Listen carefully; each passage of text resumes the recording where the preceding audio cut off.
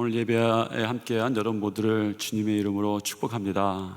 제가 말씀을 전하기에 앞서서 지난주에 베데스다 수련원에서 저희들이 마지막으로 예배를 드렸습니다. 그 예배를 모습을 한번 여러분들과 한번 나눠보려고 합니다. 이제 베데스다는 우리의 역사 속에 남게 되었지만 이 베데스다를 통해서 우리 안에 피어오른 기도의 불은 우리 가운데 계속 켜지게 될 줄 믿습니다. 또한 베데스다에서 우리가 받았던 은혜들도 주님께서 계속 우리 교회에 허락하실 줄 믿습니다. 우리 옆에 분과 한번 이렇게 인사하겠습니다. 베데스다의 은혜는 계속됩니다.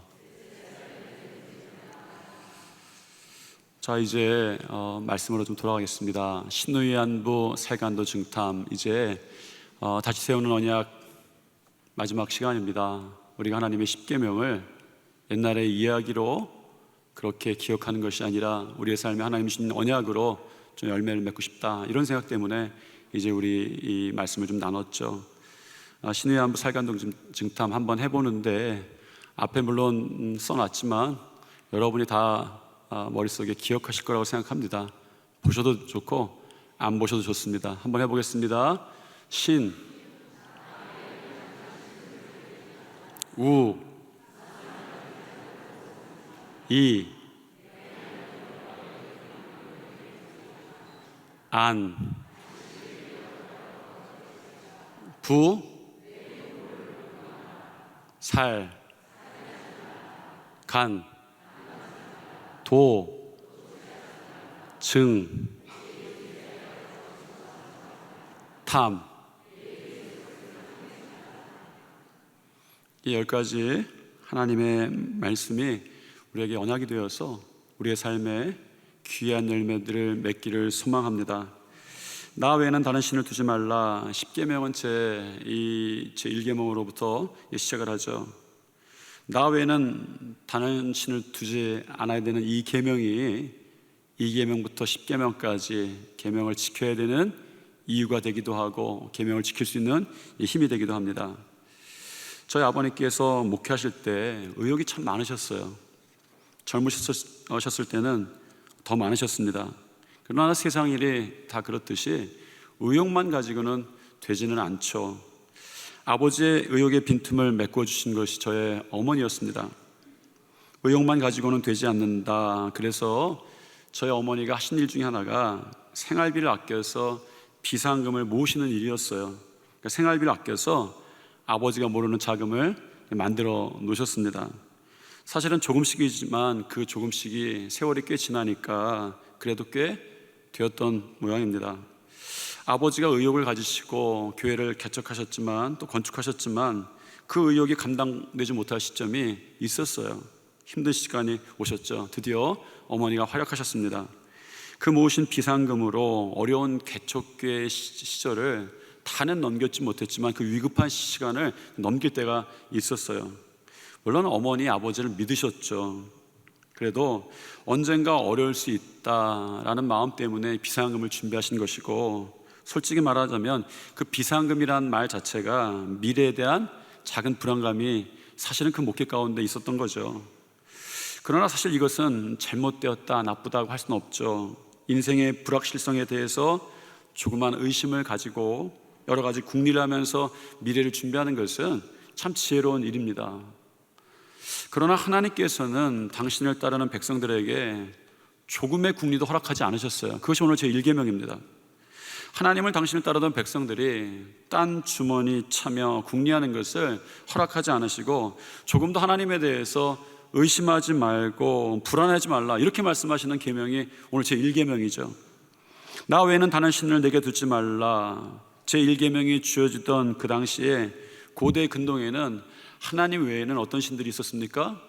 애굽에는 여러 가지 신들이 있었죠. 기억나시는 거 있습니까? 라, 슈 같은 애굽의 신들도 있었고, 바알, 이 아세라, 몰렉 같은 이 가나안 신들도 성경에는 등장합니다. 이름도 모르고 모양도 다르지만 그 이름 다 기억할 필요는 없지만 한 가지 공통된 특징들이 있었죠. 그것은 풍요와 다산의 신들이었습니다. 잘 살고 번영하는 거, 이런 거 도와주는 신들이었어요. 정확히 말하자면 풍요가 그 신이었고 또한 그 신 자체가 번영이었습니다.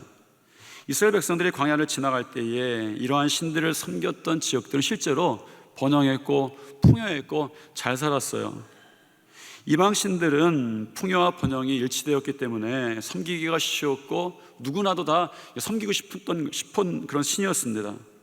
그래서 그 길을 지나가는 이스라엘은 반드시 그런 유혹에 받게 되어 있었습니다.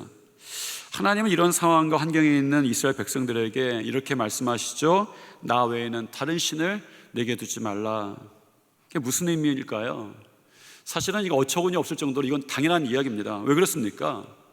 나 외에는 다른 것들을 두지 말라. 이 세상에 사실은 하나님 외에는 다른 신이 없습니다.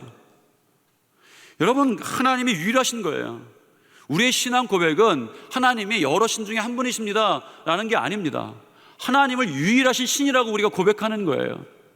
여러분, 우리가 믿는 신은 여러 신들 중에서 가장 센 분이 하나님이기 때문에 하나님 믿는다라고 하는 것이 아니라 이 세상이 처음 시작될 때부터 신은 오직 유일하신 하나님밖에 없다는 거예요.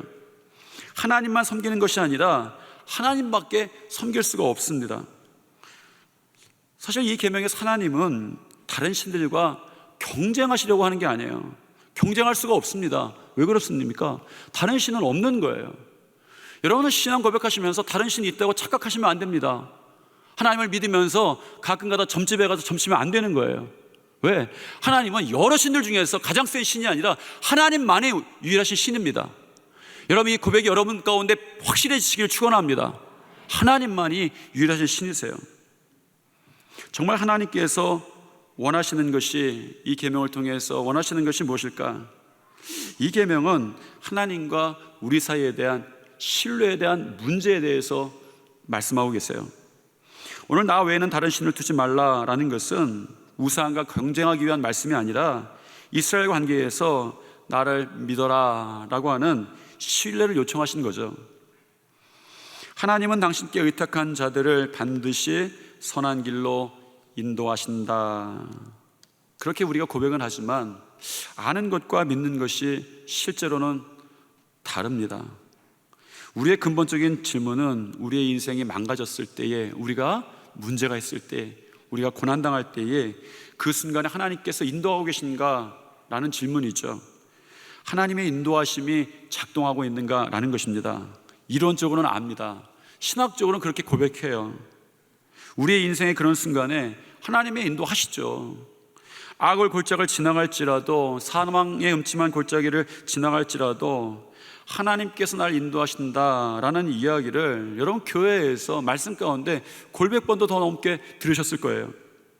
그런데 중요한 것은 머릿속으로는 이해하지만 막상 악을 골짜기를 지나갈 때에, 사망의 음침한 골짜기를 지나갈 때에 하나님이 나를 인도하신다, 이렇게 여러분 고백할 수 있을까요?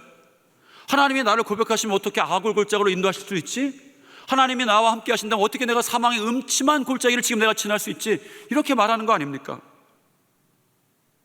신앙심이 좀 부족해서 인생에 벌을 받는 것은 이해할 만하죠. 그거 받아들이기는 힘들어도, 원망은 좀 스러워도 깨닫고 돌이키면 됩니다. 아하, 내가 잘못했으니까 내 인생이 망했구나, 망쳐졌구나, 내 인생에 문제가 생겼구나, 내가 고난의 길을 가는구나, 아, 내가 잘못했으니까 인생이 고장났구나, 이런 정도는 우리가 이해할 수 있습니다. 그러나 때로는 우리의 신앙의 여신도 있어요. 기도도 있습니다. 하나님을 바라보았는데 인생이 망가지는 그 순간에, 인생의 문제 속에 들어간 그 순간에 여러분 그런 의문 드는 거 당연하지 않습니까? 하나님이 과연 지금 나와 함께 하시고 인도하고 계시는가? 그때 여러분의 기도가 부족했을까요? 여러분의 신앙이 부족했을까요? 성경에 나오는 고난 가운데 있는 사람들이 기도가 부족하고 신앙심이 부족했을까요? 그때에 그렇다라고 이야기하는 것 쉽습니다. 욥의 친구들이 욥에게 그런 이야기 하지 않습니까? 욥에게 고난이 왔어요. 그 욥에게 친구들이 와서 이야기합니다. 구구절절 따져보면 다 옳습니다. 그러나 그들 가운데 있었던 가장 잘못된 것, 하나님께서 지적하신 것이 무엇입니까? 그들이 말하는 인과의 논리였습니다. 그들이 말한 게 무엇입니까? 욥, 내가 무엇을 잘못했으니까 이렇게 고난당하지? 내가 잘못했으니까 재산을 다 뺏긴 것이고, 내가 잘못했으니까 온몸에 욕창 생긴 것이고, 건강에 이상 생긴 것이고, 가족들이 뿔뿔이 흩어졌으니 너 그 죄를, 무슨 죄인지 모르지만 회개하라, 이렇게 말하는 거죠.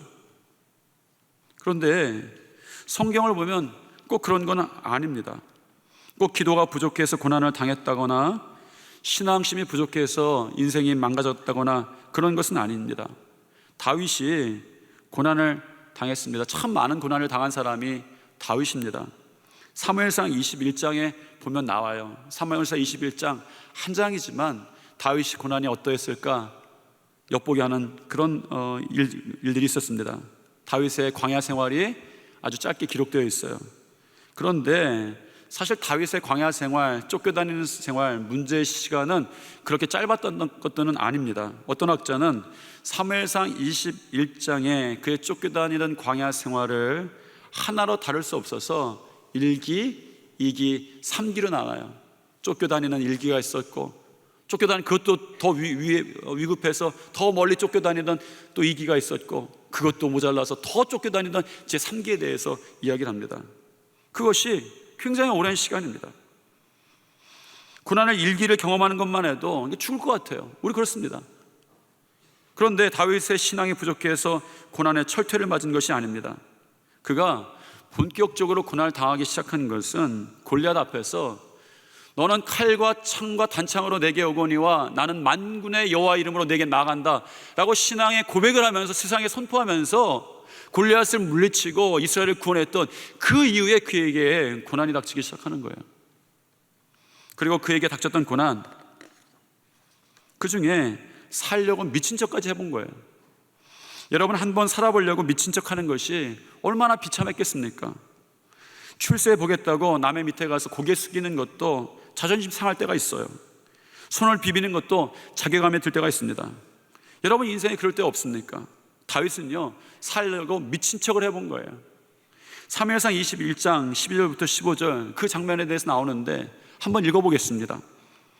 같이 한번 읽어보겠습니다. 다윗이 이 말을 그의 마음에 두고 가드왕 아게스를 심히 두려워하여 그들 앞에서 그의 행동을 변하여 미친 채 하고 대문짝에 그적거리며 침을 수염에 흘리매 아게스가 그의 신하에게 이르되 너희도 보거니와 이 사람이 미치광이로다. 어찌하여 그를 내게로 데려왔느냐? 내게 미치광이가 부족해서 너희가 이 자를 데려다가 내 앞에서 미친 짓을 하게 하느냐? 이 자가 어찌 내 집에 들어오겠느냐 하니라. 살려고 별짓을 다 한 거죠. 13절 다시 보면 그들 앞에서 그의 행동을 변하여 미친 채 하고 대문짝에 그적거리며 침을 수염에 흘렸다라고 말하죠. 여기에 행동이 변했다, 이 행동이란 말의 히브리어가 식별, 판단, 분별 이런 뜻들이 있는 타암이라는 히브리어를 사용해요. 그러니까 이 뜻을 조금 더 풀어보면 행동인데 분별력 있는 행동, 지혜 있는 행동 이런 의미가 있어요. 그러니까 분별력 있는 행동이 변화해서 미쳐버린 거죠. 지혜 있는 행동이 변화해서 미친 거죠. 그런데 이 단어가 품고 있는 가장 기본적인 뜻이 있어요. 이 단어가 왜 거기서부터 출발했는지, 어원의 유래가 그것이 이렇게 변했는지는 잘 모르겠지만 이 단어의 어원이 맛이란 단어입니다.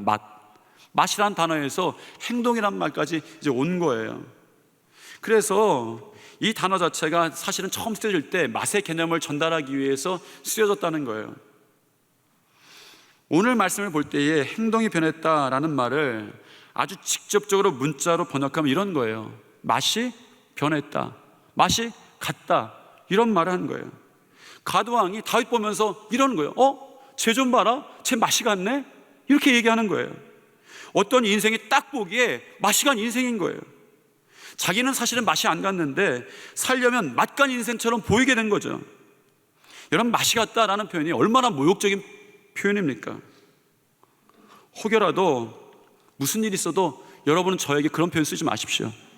우리 목사님 맛이 간 것 같은데, 이런 표현 안 쓰시게 되기를 축원합니다. 이상해요. 1부 예배도 2부 예배도 대답을 안 해요. 왜 그런 표현 쓰시려고 그래요? 언젠가? 안 쓰시게 되기를 축원합니다. 이런 축원 해도 되는지 모르겠지만 그렇잖아요. 인생의 맛이 같다는 표현이 얼마나 치욕적입니까? 얼마나 모욕적입니까? 한 인생에 대해서 야, 저 인생은 맛이 같네 라고 한 거예요. 여러분, 그런 모욕을 자처한 사람이 누굽니까? 다윗 스스로예요. 사람들에게 맛이 같다는 표현이 날 정도로 자기가 행동이 변한 거예요. 맛간 것처럼 한 거죠. 침을 수염에 흘리며, 이것도 마찬가지입니다. 히브리인들에게 이 수염은 명예와 존엄, 존귀의 상징인 거죠. 그래서 히브리어의 수염이라는 말은 장로라는 말과 똑같아요. 그러니까 이 무리의 장로를 뜻할 때 수염 이렇게 표현하는데 그 단어가 장로라는 뜻인 거예요. 그러니 수염을 얼마나 사람들에게 영광스럽게 생각하고 얼마나 존귀하게 생각하고 얼마나 귀중하게 생각했습니까? 그런데 다윗 침을 흘리는데 다른 데다 침을 흘리는 게 아니라 일부러 자기 이 수염에다 침을 흘리는 거예요. 자기의 존귀에 침을 뱉어버리는 거고 명예에 흘려버리는 거였죠. 이것이 다윗이 당한 고난이었습니다. 살기 위해 자존심 버리고 심지어 맛간 다윗의 인생이 하나님의 인도하신 가운데 있었다 라고 말할 수 있을까요? 우리가 우리의 존귀를 침을 뱉어야 할 정도로, 아니면 우리가 그 고난 가운데에 미친 척 해야 될 정도로, 맛이 갈 정도로 그렇게 보여줘야 되는 인생, 그런 비참한 인생, 모욕적인 인생 가운데 하나님이 인도하고 계셨다라고 우리가 고백할 수 있겠습니까? 그런데 다윗의 인생 가운데 그 순간에 하나님께서 인도하신 가운데 있었다라고 말할 수 있습니다. 왜 그렇죠? 우리에게 성경이 참 좋은 게 있어요. 그 사람의 인생을 부분으로만 보지 않고 전체적으로 다 보는 거예요. 그래서 우리는 금방 알아챕니다. 다윗에게는 고난의 1기, 2기, 3기 맛이 간 적도 있지만 하나님께서 겉으로는 매정해 보이셨지만 사실은 그를 위대한 사람으로 빚고 계셨다라는 것을 우리가 압니다. 그의 고난도 맛이 간 것도 침을 흘리던 것도 마치 용광로에서 도자기를 굽듯이 하나님께서 그를 굽고 계셨구나라는 것을 우리는 알아채죠. 그리고 우리는 보통 이렇게 설교를 하곤 합니다. 우리는 다윗의 이야기를 성경의 이야기로만 읽어내려서는 안 됩니다.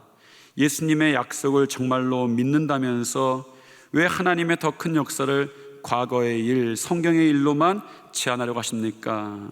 제가 책을 통해서 읽게 된 글귀였습니다. 이 글귀를 접하고 나서 저도 이렇게 적었어요. 현실에서 골리앗은 여전히 대단하고 무섭지만 하나님이 나를 위대하게 빚으시려고 보내신 도구라는 신뢰를 해야 합니다. 이것이 제가 이 원고를 쓸 때 첫 번째 원고에서 썼던 글귀였어요. 그런데 묵상하면 묵상할수록 다윗의 인생과 우리의 인생이 다른 거예요. 성경에서 어떤 인생을 전체적으로 조명해 보면서 그를 평가해 보는 것과 우리 인생을 조명하는 것과는 전혀 다릅니다. 군대에 갔더니 다 힘들어요. 제일 힘든 것이 저는 행군이었습니다. 그래서 아마 훈련 받을 때 행군을 훈련 중에 제일 마지막에 하는 것 같습니다. 논산훈련소에서 행군을 떠났는데 걸어가는 것도 힘들었지만 제 기억이 맞는지 모르겠지만 마지막 부분에 그 고개가 하나 있었는데 그 고개 이름이 깔딱고개예요. 얼마나 힘들었으면 깔딱깔딱 됐던 것 같아요. 그래서 깔딱고개입니다. 그게 아주 굉장히 유명한 고개예요. 아주 정말 그랬습니다. 산을 넘어서 이게 산길을 가는 게 아니라 도로가 꾸불꾸불 있었어요. 산을 넘어가는 도로를 걸어가는 것인데 그 산을 가도 끝이 없는 거예요. 가도 끝이 없습니다. 몇 시간을 가도 끝이 안 나요. 원래 군대에게는 이렇게 과장 섞어서 해야 진심이 전해지는 거예요. 아주 몇 시간을 가도 끝이 안 나요. 솔직히는 제가 그때 몇십 년 전 이야기라 정확히 몇 시간인지 모르겠는데 지금 생각해보면 2시간 같아요. 근데 여러분 2시간이다 이렇게 생각하면 안 돼요. 별로 안 되네 이렇게 생각하면 안 됩니다. 여러분 그 군화 신고 완전 군장하고 산길을 올라가는 것이 굉장히 힘든 일인데 여러분들이 그때 힘들었던 것을 제대로 느끼려면 제가 10시간 좀 걸었다고 과장해도 괜찮을 정도예요. 힘든 것만큼이 과장이 아닙니다. 사회에서 갓 들어온 청년들에게 정말 고통스러운 일이었습니다. 그런데 2시간 내내 그 옆에서 교관들이 소리 지르는 게 있어요. 거의 다 왔다 힘내라 이러는 거예요. 올라갈 때 계속 거의 다 왔다 힘내라 거의 다 왔다 힘내라 하는 거예요. 다 왔다는 말 거짓말입니다. 그러고 나도 몇 시간을 걸어가는 거예요. 그래도 거짓이라도 미래가 보이면 악쓰고 소망 가져보려고 하려고 합니다. 성경은 고난당하는 사람들의 과거와 현재와 미래를 다 보여줍니다. 다윗의 미래를 우리가 알기에 골리앗 앞에 선 다윗을 보고도 우리 전혀 긴장하지 않습니다. 불안해하지도 않고 염려하지도 않아요. 침 흘려도 그가 맛이 가도 불쌍하다고 생각하지 않습니다. 그러나 우리가 성경의 인물들을 보는 것과는 다르게 우리의 인생은요, 전혀 이렇게 조망하면서 나가는 게 아니에요. 이러면 한 치 앞을 못 봅니다. 사망의 음침한 골짜기에 밖에 조금만 가면 푸른 초장이 있겠네? 아골 골짜기를 지나갈 때 조금만 더 가면 우리에게 거기에 그 냇가가 있겠네? 이렇게 생각이 안 드는 게 문제인 거예요. 이거 언제 끝나나? 막혀있나? 조금 더 틈이 안 보이는 거죠. 이게 다윗의 인생을 보는 것과 우리의 인생을 실제로 보는 것과 다른 거예요. 그래서 내 삶이 어떻게 하나님의 매정함이 아니라 위대하게 빚이 지는지 전혀 상상이 안 됩니다. 이것은 다 필요한 거야.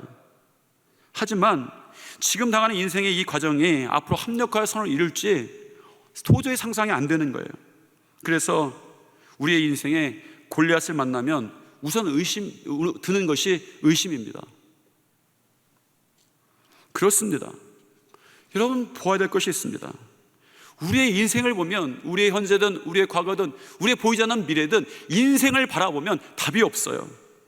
우리의 인생을 다 조명할 수 없기 때문입니다. 그래서 우리는 우리의 인생을 인도하시는 오직 하나님을 바라보라는 거예요. 성경에서 이야기하는 것은 어떤 인생을 바라보라는 것이 아닙니다. 그 인생을 통해서 하나님께 나타나신 것을 보라고 하는 거예요. 여러분, 성경이 자랑하는 것은 다윗의 인생도 아닙니다. 아브라함의 인생도 아닙니다. 그들에게 나타나셨던 하나님을 우리를 통해서 바라보게 하시는 거예요. 실제적으로 신앙인들에게 문제는 확실한 미래를 보지 못함으로 생기는 현재의 불안감이 아닙니다. 문제는 오늘 우리는 인도하신 하나님께서 우리에게 보여지는가라는 것이죠. 하나님에 대한 오해가 있습니다. 하나님을 바라보지 않고 하나님의 사인을 바라보려고 하는 거예요.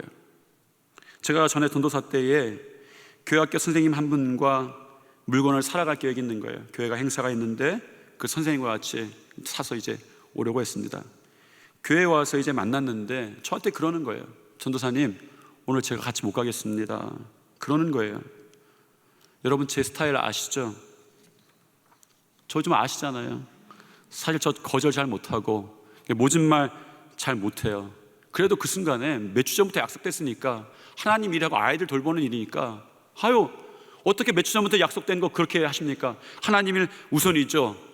이렇게 했었어야 되는데 못했어요. 그럼 그러시죠. 근데 궁금해졌어요. 그런데 혹시 갑자기 다른 스케줄이 생기셨나 봐요. 물었습니다. 그러니까 그 선생님이 그러는 거예요. 전도사님, 제가 오늘 시간이 없는 것은 아닌데 오늘은 하나님의 뜻이 움직이지 말라고 하신 것 같습니다 라고 하는 거예요. 궁금해졌어요. 움직이지 말라는 하나님의 뜻이 어떤 것일까? 그게 궁금했습니다. 물어봤어요. 그랬더니 그 선생님이 저에게 이렇게 대답하세요. 제가 교회에 오는데 하나님께서 저를 3번을 막으시더라고요. 첫 번째는 집을 나오려고 하는데 문이 고장나서 안 열리더라는 거예요. 그때는 그 하나님의 뜻인지 몰랐다는 거예요. 그런데 두 번째는 버스 정류장에서 버스 2대가 그냥 지나가더라는 거예요. 그런 일이 한 번도 없었는데 한 대가 지나가서 기분 나빴는데 2대가 지나가니까 이거 이상하다 라는 마음이 막 들기 시작한 거죠.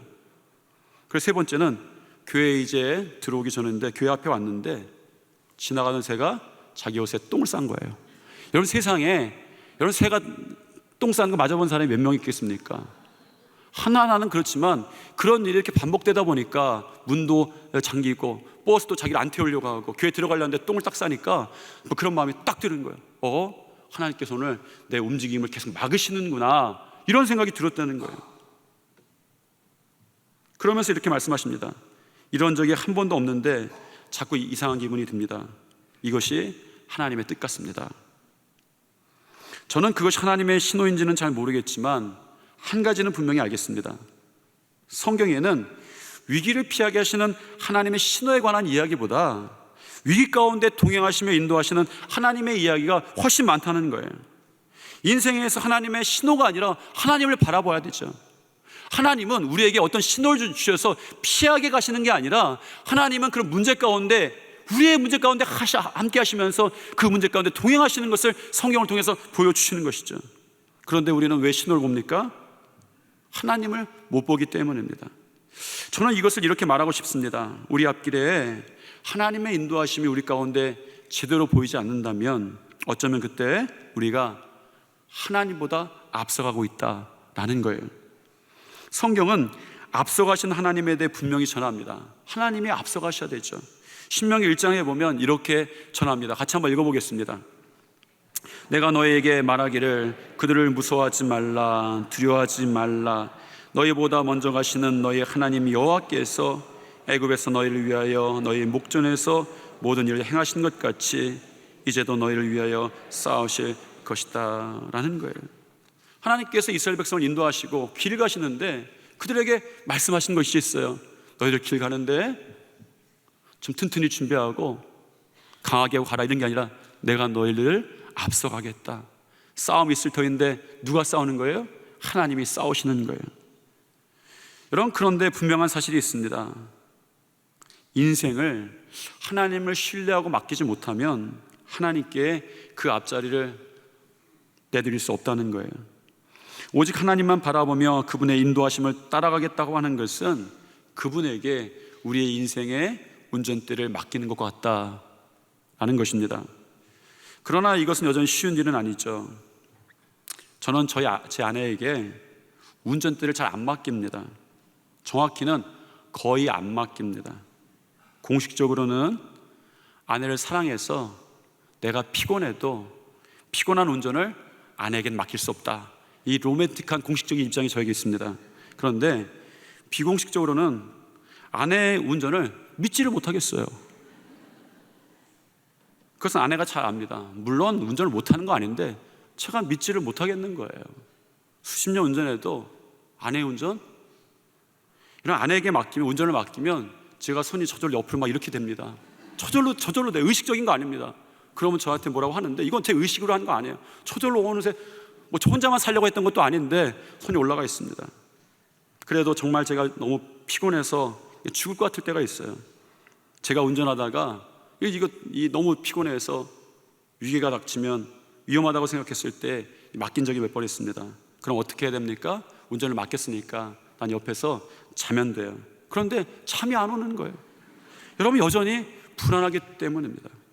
분명한 것이 있어요. 제1계명을 이스라엘 백성들에게 주실 때에, 오늘 우리에게 이 1계명을 얘기할 때에 우리가 다른 신 가운데 경쟁하고 있기 때문에 하나님 이 말씀을 하신 것이 아니에요. 우리는 하나님 섬깁니다. 뭐가 문제입니까? 섬기기는 섬기는데 하나님은 다른 것을 두지 말라는 거예요. 하나님께서 다른 신과 경쟁하려고 하시는 말씀이 아니라 하나님을 신뢰하라는 말입니다. 다른 것을 두지 말고 오직 하나님만 섬겨라 라고 하는 것이죠. 왜냐하면 신뢰하지 못하면 하나님을 섬긴다고 해도, 운전대를 맡긴다고 해도 여전히 우리 가운데 불안감이 사라지지 않고 염려가 사라지지 않는 거예요. 사실 우리가 하나님을 신뢰하지 못할 이유가 전혀 없습니다. 다른 궁리를 할 이유가 전혀 없죠. 우리는 우상을 섬길 이유가 전혀 없습니다. 왜냐하면 하나님이 부족해 보신 적이 한 번도 없어요. 성경은 이렇게 이야기합니다. 내가 언제 부족한 적이 있느냐? 특히 이사야서 선지자를 통해서 주신 말씀 가운데 이렇게 전해져요. 이사야서 59장 말씀인데 같이 한번 읽어보겠습니다. 여호와의 손이 짧아 구원하지 못하심도 아니요 귀가 둔하여 듣듯이 아니라 라는 것이죠. 하나님이 말씀하시는 거예요. 얼마나 답답합니까? 인생 가운데 그런 인생을 만나는 거예요. 하나님을 신뢰하지 못하고 믿지 못하는 인생들에게 언제 내가 손이 짧아진 적이 어디 있느냐라고 말하는 거예요. 오늘 나 외에는 다른 신이 없다 말씀하시면서 너희는 하나님 외에, 나 외에는 다른 신을 두지 말라 말씀하시는 것은 이런 말씀이십니다. 내 손이 짧아진 적이 없는데 왜 다른 것을 두느냐라는 것이죠. 여러분, 오직 하나님을 바라보시기를 축원합니다. 분명한 사실은 오직 한 분 하나님을 신뢰하며 결단하는 자들의 인생 가운데에 하나님께서는 한 번도 허투루 인도하신 적이 없다는 거예요. 어쩌면 오늘 무기력해져서 하나님 앞에 서신 분들이 있을지도 모르겠습니다. 자의로 타의로 무기력해진 거예요. 특히 우리 코로나 팬데믹 때 그렇지 않았습니까? 우리가 할 수 있는 일이 없는 거예요. 여러분은 우리의 손이 많이 짧아졌다는 것을 느꼈습니다. 지금은 지나서 어떤 마음이 생겼는지는 모르지만 코로나 때 느낀 거 아닙니까? 우리 손이 정말 짧다. 우리가 이 팬데믹을 이길 수도 없고 암을 걷어낼 수도 없고 이길 능력도 우리 손 안에 없는 거예요. 그런데 우리가 아무것도 할 수 없는 그때에 우리가 간절히 바라던 것이 있습니다. 하나님의 일을 좀 경험하고 싶습니다. 하나님의 손이 짧아진 적이 없는데 그 짧아지지 않은 손을 경험하고 싶습니다. 그렇게 이야기했던 거예요. 여러분, 하나님을 신뢰하십시오. 하나님을 찾으십시오. 오직 한 분 하나님께서 하시는 일을 경험하게 되실 거예요. 너희는 나 외에는 다른 신을 두지 말라. 다른 것이 필요하다는 거예요. 한 분 하나님만으로 여러분들을 풍족하게 넘치게 하나님 만들어 주실 줄 믿습니다.